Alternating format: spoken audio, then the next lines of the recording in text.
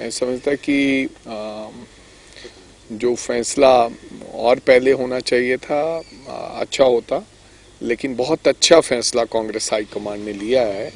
रावत साहब ने बहुत काम किया, बहुत अच्छे से लोगों को संभाल के रखा, कांग्रेस पार्टी की सब लोगों की बात सुनी। लेकिन उत्तराखंड के चुनाव भी नजदीक आते हैं, हमारे पंजाब के साथ हैं, तो उनकी जिम्मेदारी बड़ी उधर भी है। मुख्यमंत्री खुद रहे हुए हैं, तो वो खुद भी चाहते थे कि मैं वहां के चुनाव देखना चाहता हूं। लेकिन हरीश चौधरी को पंजाब के लोगों की नब्ज की पता है, पिछले 5 साल भी उन्होंने यहाँ पर लगाए। उनको एक एक व्यक्ति के बारे में पता है, एक ग्रुप के बारे में पता है, हर व्यक्ति विशेष की बारे में वो पर्सनली जानते हैं। तो मेरे को लगता है बहुत ही अच्छा डिसीजन लिया गया है। मैं कांग्रेस हाईकमान का धन्यवाद देना चाहता हूं और हरीश चौधरी जी का वेलकम करता हूं कि अब एक एक मिलकर 11 हो रहे हैं और आने वाले दिनों में कांग्रेस पार्टी की पूरी बहुमत के साथ दोबारा फिर हम सरकार बनाने में कामयाब होंगे। सर, एक ऐसा वक्त जब पंजाब में विधानसभा चुनाव होने में 100 दिन से भी कम का वक्त बचा है, तो क्या आपको लगता है कि बदलाव आपको पता नहीं है? मैं कह रहा हूं, मैं पहले भी कहा है, हरीश चौधरी कोई नया चेहरा नहीं है, पंजाब के अंदर नया चेहरा नहीं है। रावत साहब ने जाना था, नहीं तो कोई जरूरत नहीं थी बदलने की, क्योंकि उनके अपने खुद के चुनाव थे। हरीश चौधरी पिछले 5 साल जो चुनाव हुए 2017 स्टार्टिंग में, तब वो इंचार्ज थे, उनको एक एक चीज पता है। मेरे को तो लगता है कि आप कह रहे हैं कि 1 महीने पहले ये डिसीजन अच्छा रहेगा, मैं कह रहा हूँ इससे अच्छा कोई डिसीजन हो ही नहीं सकता, हो ही नहीं सकता। सर, एक विवाद एक बार फिर तो शुरू हो गया, नेशनल इंटरेस्ट की गल है। पंजाब वैसे भी बॉर्डर स्टेट है। ISI ਦੇ ਏਜੰਟ ਕਿਹਾ ਜਾਂਦਾ ਸੀ ਰਸਾਲਮ ਨੂੰ ਤੇ डिप्टी CM है, उन्होंने कहा कि उसकी जांच की जाए। मतलब सर, राष्ट्रवाद को लेकर कांग्रेस में ही राष्ट्रवाद का मुद्दा घूम रहा है। कभी अमरिंदर सिंह जी, सिद्धू साहब के आरोप लगाते हैं, उधर से कांग्रेस से नहीं, बट अमरिंदर सिंह जी आरोप लगाते हैं। नहीं, वो राष्ट्रवाद मतलब आपकी यही पार्टी में क्यों नहीं? ऐसा नहीं है। वो अमरिंदर सिंह जी ने खामखा एक बात शुरू की, भाजपा के कहने पर शुरू की, कि सिद्धू जी का जिस प्रकार से लोकप्रियता बढ़ी, उन्होंने कहा कि नहीं तो ये तो नेशनल सिक्योरिटी को खतरा है, ये तो देश को सिक्योरिटी को खतरा है, खामखा, जबकि ऐसी कोई बात नहीं थी। आज भी पंजाब के लोग और देश के लोग सिद्धू जी को पसंद करते हैं, प्यार करते हैं। और जब वो गए वहां पर पाकिस्तान, लाखों श्रद्धालुओं की ये इच्छा थी कि करतारपुर कॉरिडोर खुले, तो वो इसलिए गए थे और वो खुलवा कर लाए।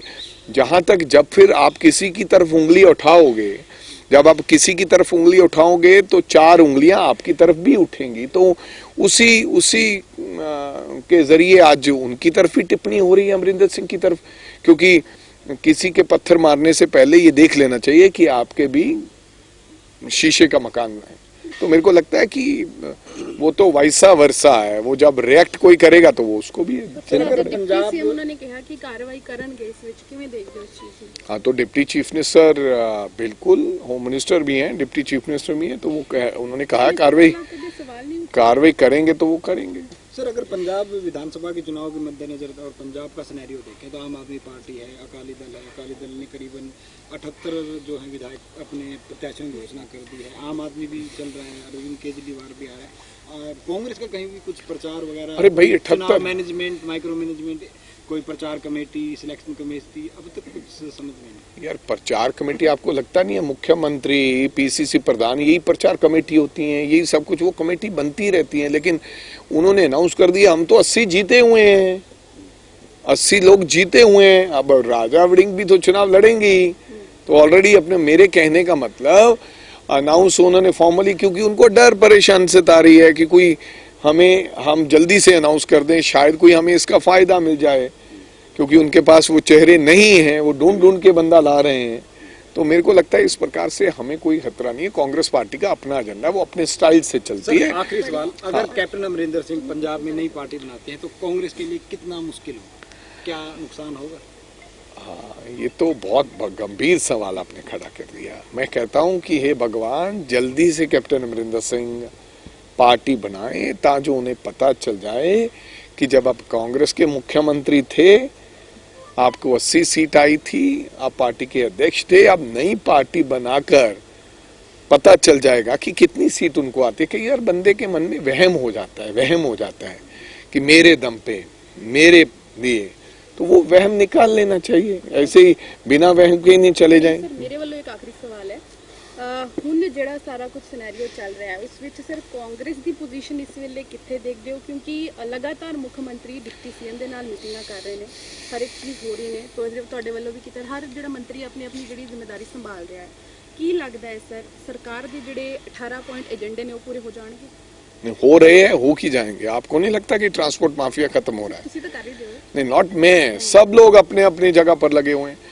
सुखजिंदर रंधावा जी अपने मंत्रालय में लगे हुए हैं, परगट सिंह जी अपने मंत्रालय में लगे हुए हैं, भारत भूषण आशु जी प्रोक्योरमेंट में लगे हुए हैं। मेरे को लगता कोई मंत्री एक से कम नहीं है, मेरे से तो सब आगे चल रहे हैं। लेकिन मेरे को पूर्ण उम्मीद है कि 18 निकाती क्या, मेरे को जो भी मुद्दे होंगे पंजाब में, ये गवर्नमेंट 30 ये जो हमारे पास 60-70 दिन है उसमें एड्रेस करेगी। जी, जिस तरीके से हमने गाजीपुर बॉर्डर की कुछ फोटो आज देखी है, राकेश टिकैत उन पर लिख रहे हैं कि मोदी जी आप तो ये बैरिकेड खोलिए, किसान दिल्ली आना चाहता है।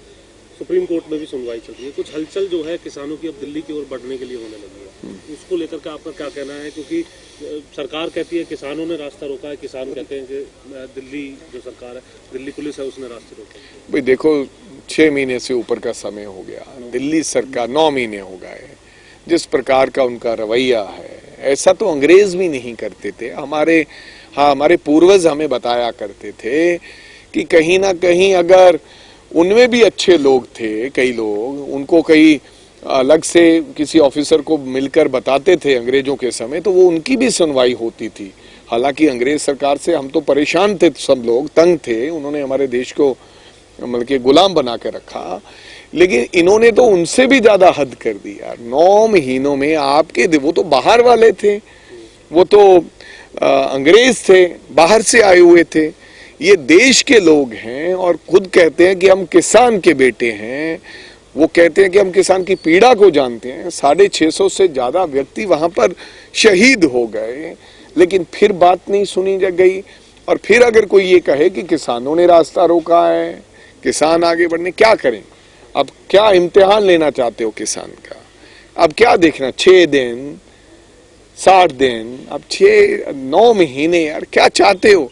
ये तो मैं समझता हूं कि मैं तो उनको सलाम करता हूं, उनके जूते के नीचे पड़ी मिट्टी को अपने माथे से लगाकर मैं सर झुकाता हूं उन किसान भाइयों को, जिन्होंने अपना 9 महीने अपने परिवार छोड़ के, अपने बच्चे छोड़ के, अपने किसी ने अपने बाप को खोया, किसी ने अपनी माँ को खोया, किसी ने अपने भाई को खोया, और निरंतर देश के किसानों की लड़ाई लड़ते हैं। मैं तो उनको सलाम कर रहा हूं। हो रही है, उनको बहुत ज्यादा उठाया जा रहा है। निहंग वाली जो घटना हुई थी, वो गलत बात है, वो गलत बात है। मैं तो इसमें यही कहूंगा, ये इसमें किसान नहीं हो सकते, इसमें कोई ऐसा किसान नहीं। अगर किसानों ने ऐसी घटना कोई करनी होती तो किसान 9 महीने से शांतपूरी तरीके से वहां पर बैठा हुआ है, बड़े साहस के पास बैठा है। मेरे को लगता है ये भी एजेंसीज का काम है।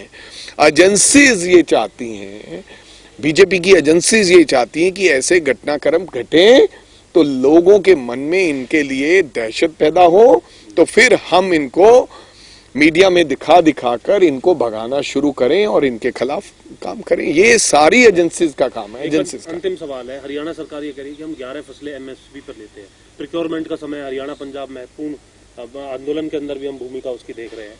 प्रिक्योरमेंट में वो कहती है कि 11 हैं, पंजाब के अंदर 2 हैं, जो कि केंद्र की तरफ। कौन से आपने कहा 2 हैं? हमारे पास 26 हैं ऐसे तो। एमएसपी है सर, वो तो नेशनल 11 जो एमएसपी, यार बात तो आप हमारी कनक जिसकी पैदावार इतनी होती है, आप तो कहते हैं कि मैं आलू उठा लूंगा, मैं गोभी उठा लूंगा, लेकिन आप जिस पर किसान चाहता है कि एमएसपी मेरे धान पर मिलनी चाहिए, मेरी कनक पर मिलनी चाहिए, चावल पर मिलनी चाहिए, राइस पर मिलनी चाहिए, उसके ऊपर तो आप तैयार नहीं है। वो तो आपने कानून बंद कर दिए। कौन सी?